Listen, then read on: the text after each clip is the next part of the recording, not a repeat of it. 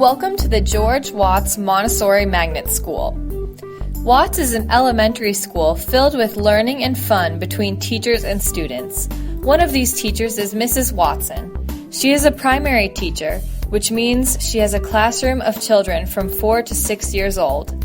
Having taught in a non-Montessori school before Watts, she prefers the Montessori experience. I really believe that I would not go back to teaching traditional for several reasons. The main one is that I've seen the most academic achievement in the Montessori philosophy as opposed to teaching traditionally. I've had more children start reading sooner, I think be more confident learners in general. I think a lot of that is based on the differentiation that is inherent to the Montessori philosophy. I also think the encouragement of independence is a big part of that. I've really enjoyed seeing how the younger kids work together with the older kids within the same classroom.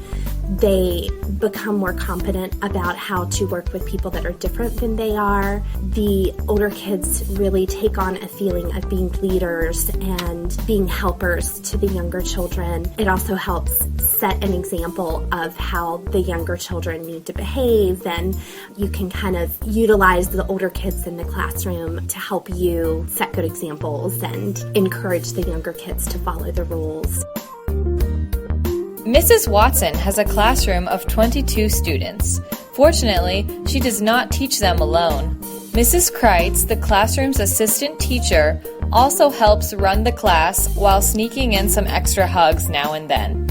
Together, Mrs. Watson and Mrs. Kreitz lead their students in and out of school days filled with learning and fun. Each day, these primary students arrive to school, take off their backpacks, say the Pledge of Allegiance, and head straight into a busy school day that may include activities like PE, art, or music. Recess is also a daily part of Mrs. Watson's class's schedule. Students get to go outside and play with each other on Watts' big playground. After recess, the students line up and get ready to go to lunch. Lunch is in the cafeteria. Students can either buy lunch or bring their own lunch from home. Students get to talk with each other and enjoy their meals together.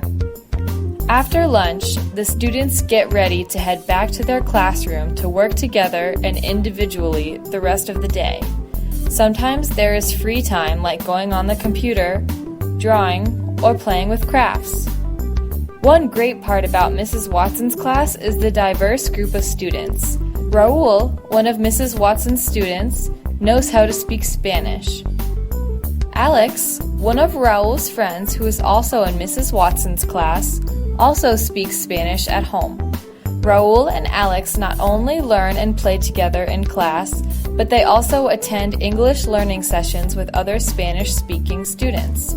These lessons are called ELL for English as a Learning Language. Raul and the other students can brush up on their English skills so that speaking English will become easier and easier for them, eliminating any achievement gaps. Mrs. Musawir, another one of Watts' teachers who is fluent in Spanish, leads these lessons. Mrs. Musawir, along with the other ELL teachers, conduct different events for Spanish-speaking families to become more involved in Watts. These events range from parent-student morning learning lessons to cooking with the community, a parent-student session on nutrition paired with cooking.